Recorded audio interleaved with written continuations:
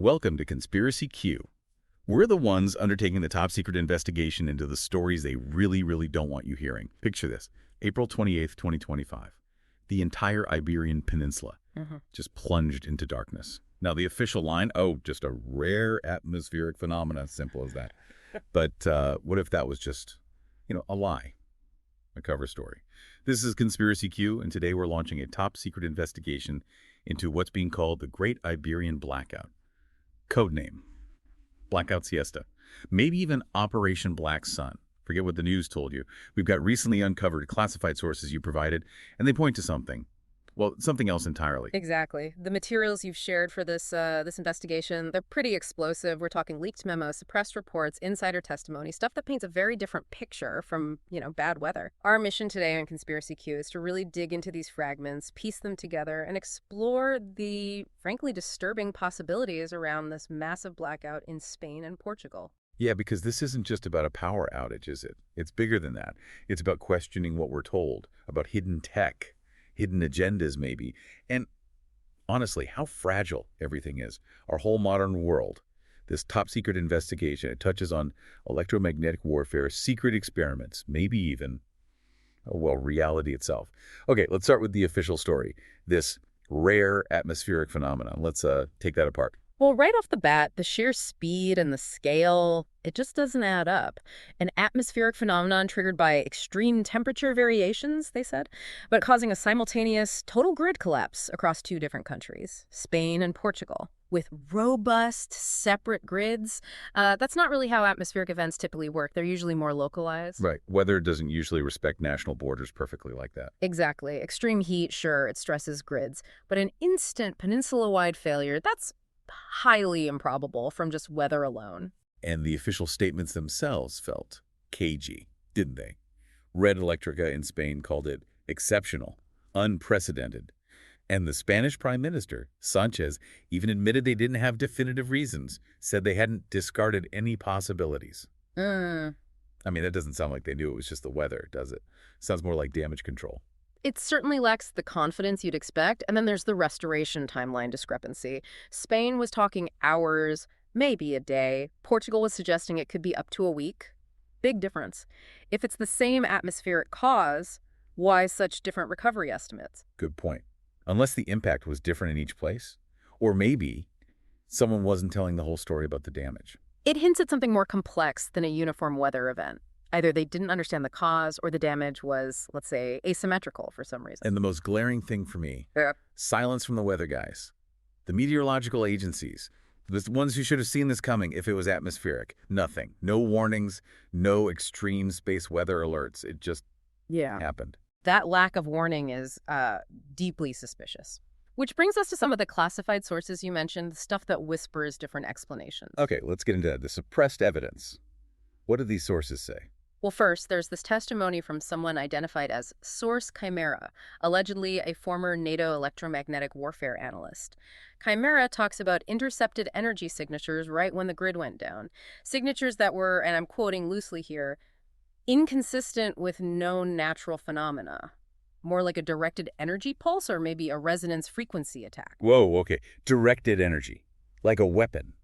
And resonance frequency. Like shattering glass with sound, but for a power grid. That's the idea, hitting the grid-specific frequency to destabilize it, far more targeted than, say, a lightning storm. That definitely isn't weather.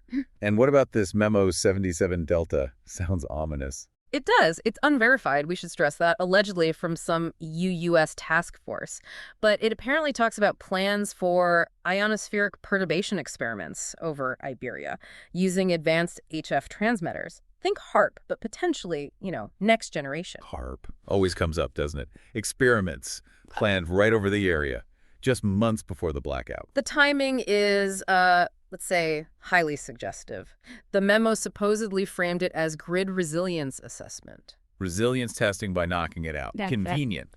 And the source of this memo reportedly vanished shortly after the leak, which in these circles often happens when sensitive stuff gets out. Vanished, right. Has another layer, doesn't it? And then there's the Portuguese side, the Lisbon incident report. Yes, supposedly a suppressed internal report from REN, the Portuguese grid operator. It allegedly details weird magnetic field fluctuations and bursts of radio frequency energy, seemed to be centered over Spain right before the collapse.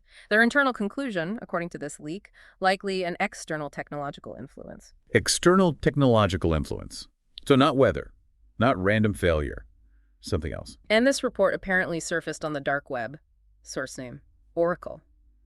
Very mysterious. So you've got a NATO analyst talking directed energy, a memo about ionospheric experiments, and a grid operator pointing to tech interference. The convergence is compelling. None of it fits the simple atmospheric phenomenon narrative they push so hard. Not even close. And stepping back, the whole idea of two national grids failing simultaneously. It really stretches credulity for a localized weather event, doesn't it? These systems are designed with backups, redundancies. You'd expect a cascade, maybe, one part failing than another, not everything everywhere all at once. Precisely. It points more towards a single, powerful initiating event with a very wide impact area, or something deliberately coordinated. In the nuclear plants, Mhm. multiple reactors in Spain went into automatic shutdown. Right. Those fail-safes kick in under extreme grid instability. It shows just how violent the disruption was to the entire system. So were they targets? Or just collateral damage from this massive destabilizing event? That's a key question in this top-secret investigation. Did the event specifically hit those crucial nodes, or was the whole grid just shaken so badly they had to shut down for safety? Either way, it points to something far beyond a normal outage. But it wasn't just the power grid, was it? That's what's really unsettling. ATMs down, traffic lights out, metro systems stopped dead in Madrid, Lisbon. Communications networks collapsed too. Mobile phones, internet, widespread failures. See, that feels like more than just power generation. That sounds like Right. an attack on the control systems themselves. It does lean that way. The pattern is much more consistent with something like a powerful EMP, an electromagnetic pulse, or maybe a sophisticated cyber-physical attack. Something designed to hit not just the power, but the digital brains running everything. Transportation, finance, comms, all at once. Which leads us down some interesting, if speculative, paths in this investigation. HARP, for instance. Officially, just research.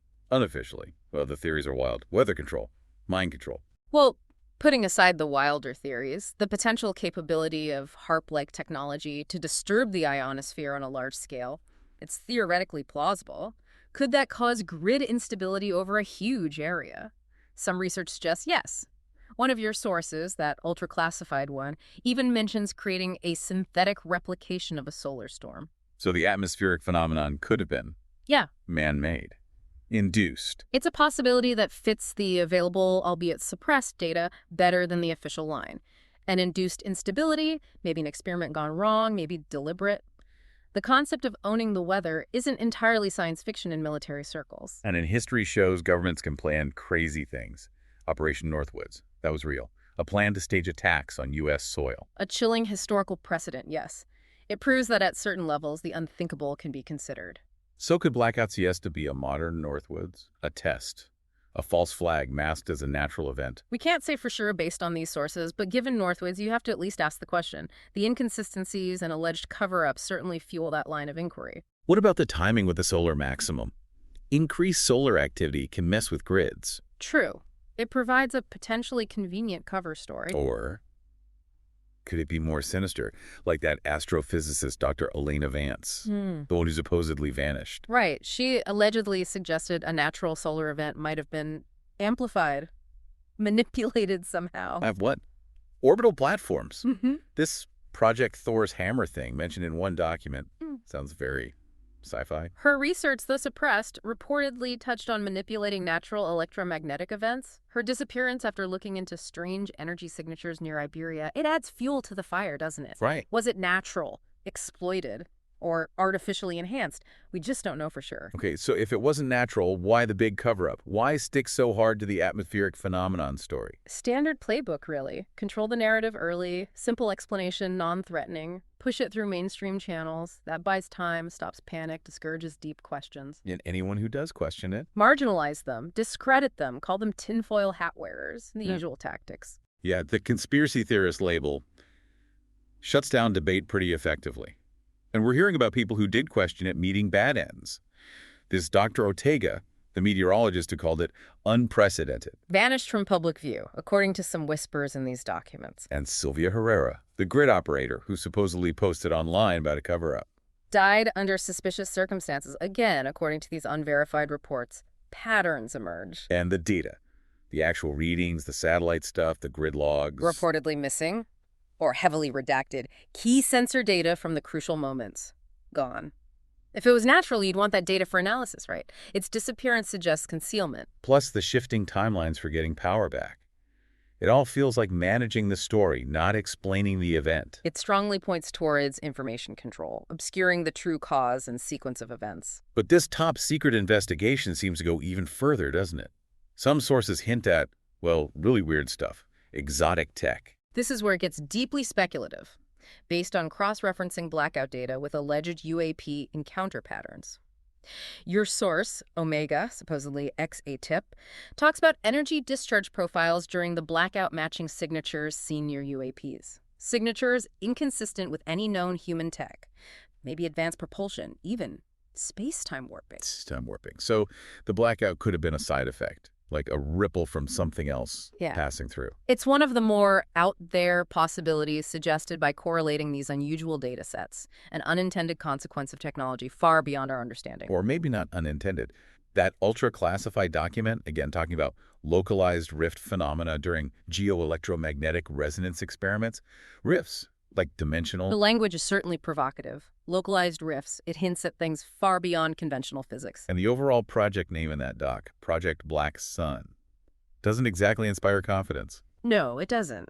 That same document also briefly references Project Bluebeam.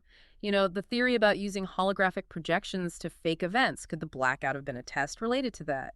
Energy projection, atmospheric lensing. It sounds wild, but when the official story makes no sense, you start looking at the wilder possibilities, especially with all those weird drone sightings globally lately. And then there's the cyber angle, which feels almost mundane by comparison, but perhaps more plausible. The simultaneous takedown of power, comms, finance, it screams coordination. Like a massive cyber warfare test, maybe AI-driven, hitting all the critical infrastructure at once. It's a definite possibility. Our interconnected systems are vulnerable, and AI could potentially find and exploit weaknesses across multiple sectors simultaneously in a way humans couldn't coordinate so perfectly.